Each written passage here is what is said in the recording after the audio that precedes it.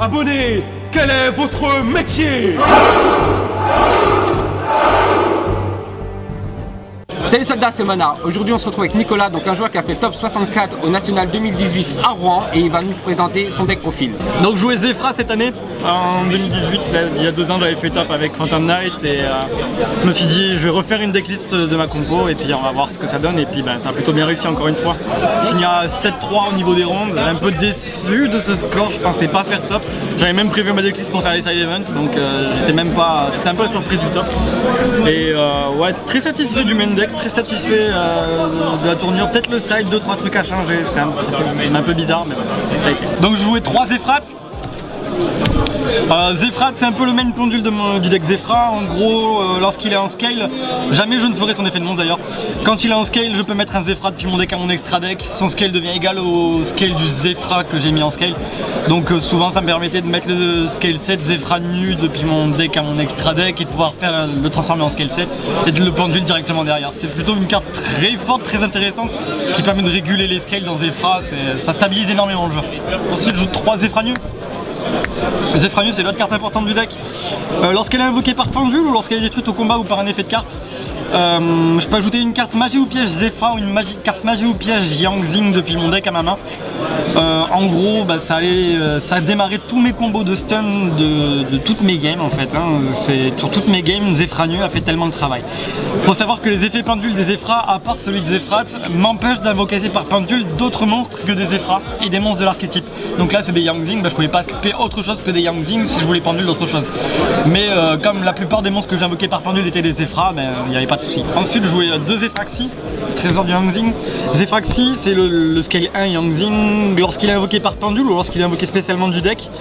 Je peux cibler une carte Yangzing ou Zefra sur mon terrain, excepté elle-même, et il devient synthoniseur. Du coup ça va ouvrir pas mal d'options sur mon extra deck que je présenterai tout à l'heure. Et lorsqu'il quitte le terrain, alors que j'ai fait son effet, peu importe pendant quel tour, il retourne au-dessus du deck au lieu d'aller dans l'extra deck. Du coup ça permettait d'activer plusieurs fois l'effet de Zefrat, si jamais j'avais un scale 7 à côté ou un scale 7 ou plus. Je joue un Zefra Wendy. Zefra Wendy, lorsqu'elle est invoquée normale ou lorsqu'elle est invoquée par pendule, ça me permettait de récupérer un Zefra de mon extra deck à ma main. Du coup, ça me permettait en fait de lancer soit de ma pendule, ça c'était une de mes normales les plus intéressantes en milieu de partie. En gros, normal ça, je récupérais un truc que je voulais pendule de ma main, du coup je pouvais pendule 2 de l'extra deck en ayant normal ça en fait. Comme je récupère un de la main, je pouvais pendule, garder mon extra monster zone et pendule autre chose. Un Zefraxa. Zefraxa en fait c'est un dragon avec 2000 d'attaque, 1000 de def, c'est un scale 7. Lorsqu'il est dans ma main ou dans mon cimetière et que j'ai un Necros ou un Zefra qui n'a détruit au combat ou par un effet de carte, je peux l'invoquer spécialement. C'est tout ce qu'il fait en fait. Le but de Zefraxa en fait c'était de le penduler en même temps que Zefraxi, de faire l'effet de Zefraxi sur Zefraxa. Zefraxa devient synthoniseur et ça me donnait l'accès à une synchro 8 Ignister. C'était le seul intérêt de Zefraxa, en plus de son petit effet d'astrographe. Je joue un Zefrachuban et un Zefraxiton. Les deux Satellite ont des effets plus ou moins similaires. En gros, lorsqu'ils sont invoqués normalement, lorsqu'ils sont flip ou lorsqu'ils sont invoqués par invocation pendule, je peux cibler une autre carte Tellarknight ou Zefra que je contrôle dans ma zone de monstre ou dans ma zone pendule, et soit détruire une carte face cachée avec Zefraxiton, soit une carte face recto avec Zefrachuban. Ensuite, je jouais l'engine Darkourn. Donc je joue 2 Darkourn mais 1-0. En gros, c'est des cartes que je vais m'amuser à envoyer au cimetière, démarrer la loupe avec Electromite. Donc du coup, avec eux, comme je joue Electromite Turbo, je joue 3 Astrograph Sorcerer et un Stargazer, et 3 Chronograph Sorcerer et un Time Gazer. En gros, les deux petits, je pensais qu'ils allaient me faire brick plus que ça, mais au final pas du tout.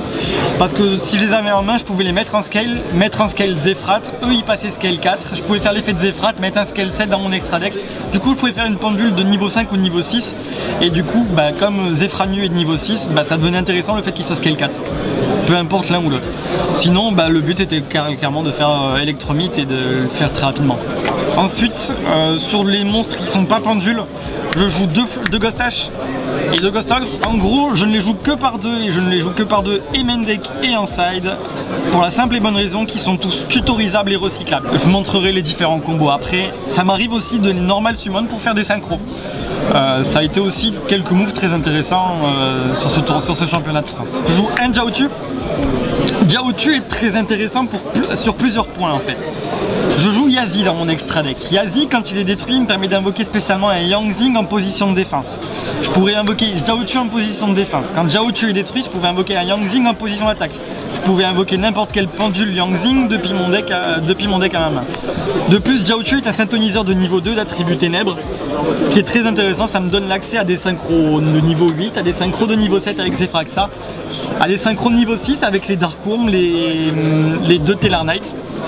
Donc du coup Jiaochu, ça m'est arrivé le normal summon et ça a été une excellente carte. De plus, avec une carte de ma trapline, elle est rentrée en combo, mais un truc de malade sur ce championnat de France. Dernier monstre de mon deck, je joue un Destrudo.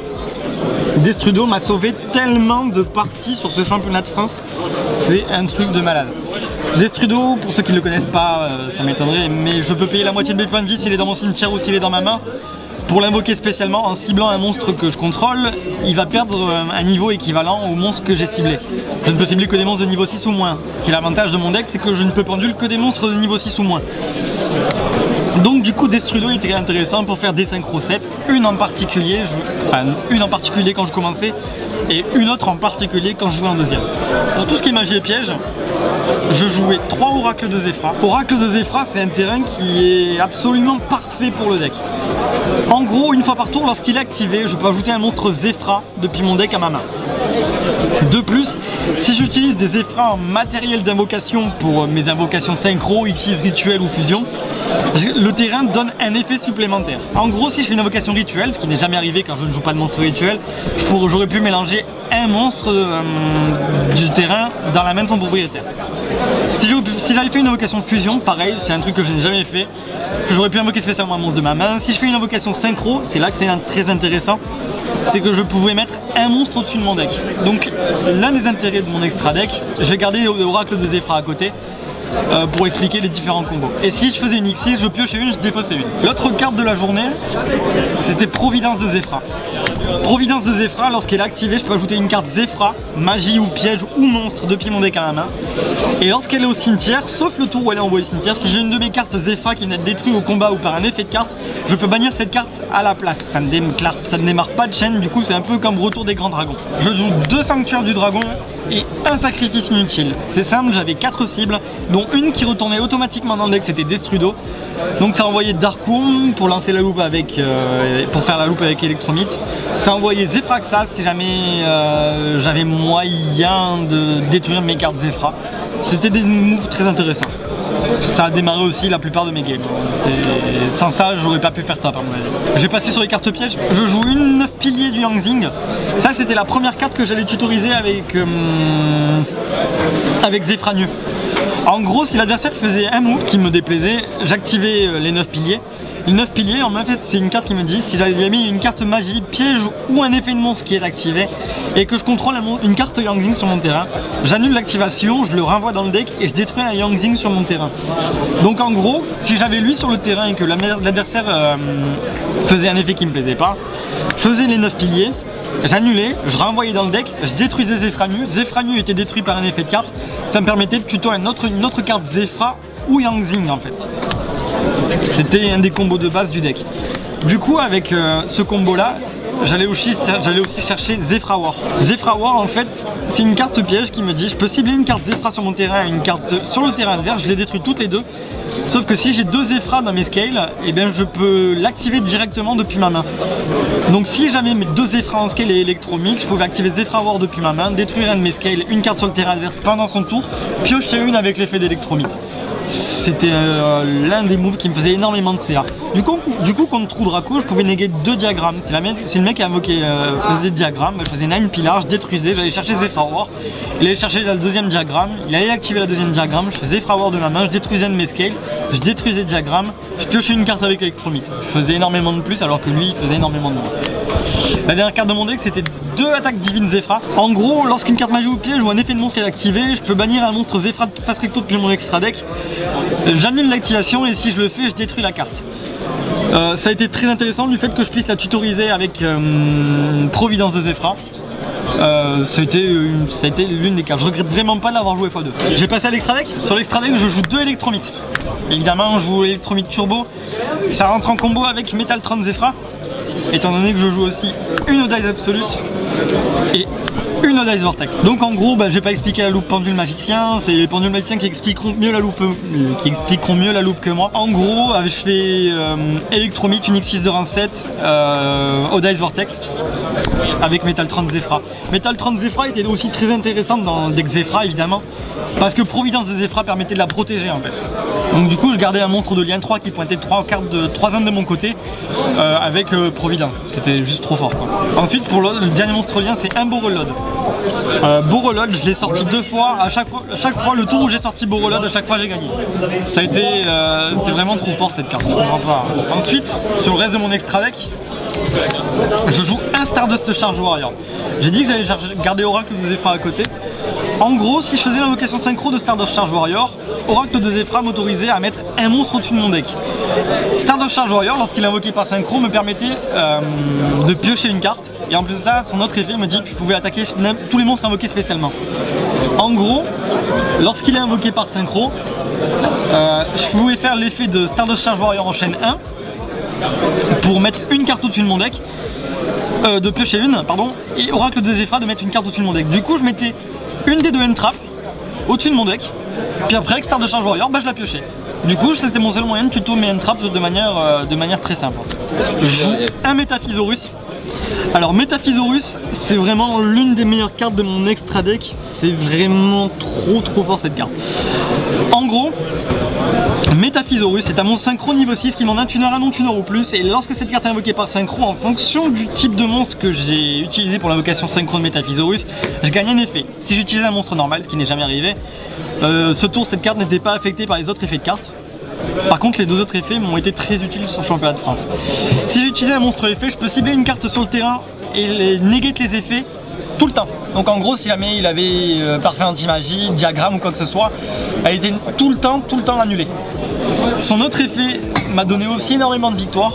C'est si j'utilise un monstre pendule, l'adversaire est obligé de me donner le contrôle d'un de ses monstres. Du coup, je m'amusais par exemple, le mec qui m'avait fait Borreload, son Borreload m'avait pris mon Electromite. J'avais détruit Electromite avec l'effet de Zefra Tuban, j'avais fait Métaphysaurus.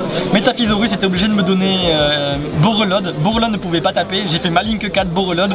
C'était le dernier tour du time, j'avais 2008 à mettre, j'ai frappé à 3000, j'ai dit bien joué. Métaphysaurus c'est vraiment trop fort dans ce deck là. C'est aussi l'une des raisons pour laquelle je pouvais aussi invoquer normalement mes N-Trap. Le fait que, j'explique avec une autre carte de mon extra deck, le fait que je puisse faire synchro 6 en ayant juste un monstre pendule et une de mes N-Trap, c'était vraiment, ça me faisait tellement win de game. Je disais tout à l'heure, je jouais Yazi.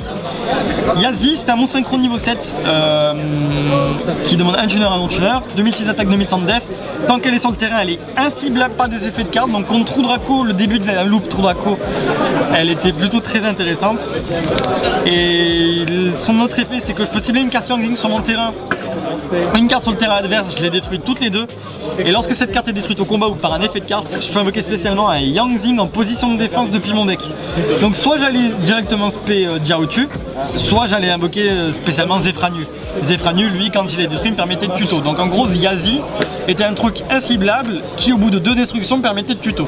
Je joue un Black Rose pour éviter, pour des raisons évidentes, je remonte tout le terrain. Il y a une de mes rondes, Black Rose m'a fait tellement la victoire. Le mec en face, il avait Majesty Maiden, 3 cartes face cachée, Macrocosmos, Parfait Anti-Magie, Dragonic Diagramme. Il me dit ça va être compliqué et je dis je vais quand même la jouer. J'ai invoqué Darkworm, j'étais tuto 0, j'ai fait Shrine, j'ai envoyé Destruido, j'ai fait l'effet de Destruido. Non, j'avais pas Shrine, j'avais déjà Destruido en main, j'ai invoqué Darkworm, j'ai fait Destruido, j'ai fait Black Rose Dragon, j'ai rasé la board, il n'y arrivait rien pour negate. Après de ça, j'ai fait toute ma loupe, il n'y avait plus qu'une carte en main. J'ai fait toute ma loupe, j'étais tuto 2 counter trap, une trap, j'étais là, bon ok, la partie a été pliée à partir de ce moment-là. Je joue un Odd Eyes Meteor Burst.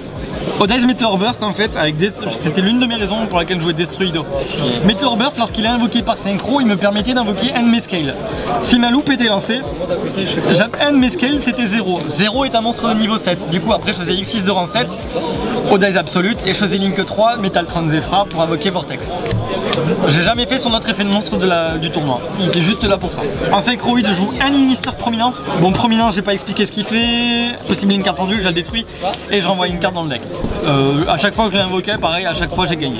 C'est aussi trop offensif. Je jouais un Xiaofeng. En gros, j'avais deux options. Soit j'avais Zefranu tout seul sur le terrain et j'allais chercher la contre-piège, soit j'avais Zefranu et Zefraxi et j'allais quand même chercher la contre-piège. Zefraxi le passé synthoniseur, j'avais Xiaofeng en synchro. C'était mes deux options. Soit je faisais ma synchro, et à ce moment-là, soit je faisais pas ma synchro et je faisais 9 Pillars sur Zefranu, j'allais chercher Providence. Soit je faisais 9 Pillars sur Xiaofeng et Xiaofeng, quand il est détruit, me permettait d'aller chercher un synthoniseur. C'est un synthoniseur, c'est un synthoniseur. Et enfin, je joue 2 X6. Breaksword. Breaksword, ma seule X6 de rang 3, c'est aussi un peu mon petit côté sentimental. J'ai fait top 4, j'ai fait top 32 il y a 2 ans avec Phantom Knight. Breaksword, il me devait la jouer, mais Office, c'est parce que c'est juste une carte qui peut voler tellement de games, elle peut sortir tellement de nulle part, et le fait que je détruise une carte sur mon terrain, une carte sur le terrain adverse, ça peut être intéressant, surtout si j'ai Zefranu en fait, ça me permet aussi de tuto, donc ça peut être, c'est une carte qui est cool à jouer. La dernière carte, c'est celle qui rentre en combo avec quasiment tout mon deck. Ptolemy M7 de la constellée. En gros, si je faisais Synchro 6 avec une Entrap, je faisais Métaphysaurus avec l'effet de mon terrain, je pouvais mettre n'importe quel monstre au-dessus de mon deck. Donc je mettais n'importe quelle Entrap. Si par exemple j'ai fait ma synchro avec H, H est au cimetière, j'ai mis une Entrap au-dessus de mon deck. Avec Zefranu, je faisais mon X6 de rang 6, je faisais Ptolemy M7, Oracle de Zefra s'active. Comme je fais une X6 avec un Zefra, je pouvais piocher une, défausser une. Donc là, une trappe que j'avais mis au-dessus de mon deck avec l'Oracle, j'allais la piocher, je défaussais une et je faisais l'effet de Ptolemy M7, j'allais récupérer ma deuxième Entrap. C'est aussi pour ça que c'était intéressant de jouer, les jouer en anormal summon et de faire mes synchros comme ça. Ptolemy M7, à part ça, recycler tout mon cimetière, recycler les astrographes, recycler les Entraps, donc c'était vraiment trop fort. J'ai passé au side, de jouer 2 kaiju, peu importe qui c'était, je m'en foutais, mon but c'était de kaiju masterpiece. Je m'en foutais du kaiju, tant qu'il avait pas trop de power, ça passait. J'ai pas de gamme ciel, donc du coup j'ai un Kumongus, un gamme ciel. C'était l'alternative. Je joue 3 Wavering Guys. Ça c'était surtout mon side contre pendule, le seul pendule que j'ai affronté c'était en top 64 et en top 64 j'ai brick. Donc Wavering Guys ne m'a pas servi à grand chose sur CD. Je joue 3 Cosmic Cyclone, ça aussi c'était un side plutôt courant et c'est ce qui m'a fait brick en top 64. De là à la rejouer, ouais, c'est une carte très forte mais ça me permet de gérer anti-spell fragrance quoi, c'est surtout ça. Je joue 3 Even Match. Pour des raisons évidentes de si je joue en deuxième, j'aime bien raser la board et après faire ma loupe. Et enfin, les dernières cartes de mon side, je joue 3 Réveils du Dragon et un Bills. En gros, quand je jouais contre Trou Draco, j'avais réfléchi à ça dans ma decklist. Je vais faire ma pendule, j'ai invoqué Zefranu, je vais tuto ma counter trap. Le seul moyen pour Trou Draco de contrecarrer ça en fait, c'est de set héritage ou disciple, de la sacrifier et d'invoquer un Trou Draco en fait. C'est le seul moyen pour lequel je ne peux pas activer ma counter trap. Je me dis, le mec il va vouloir faire ce move à tout prix, détruire ma face down à tout prix. Donc au lieu de set Night Pillar que j'aurais gardé en main, je vais set ça. Ça quand c'est détruit ça me permet de spé n'importe quel monstre de mon deck ou de mon extra deck. Du coup je spé Bills en même temps. Et l'une des cartes que je virais contre Trou Draco de mon extra deck pour mettre Bills c'était Breaksword. Voilà. Merci beaucoup à toi Nicolas. Y'a pas de quoi. Félicitations. Merci.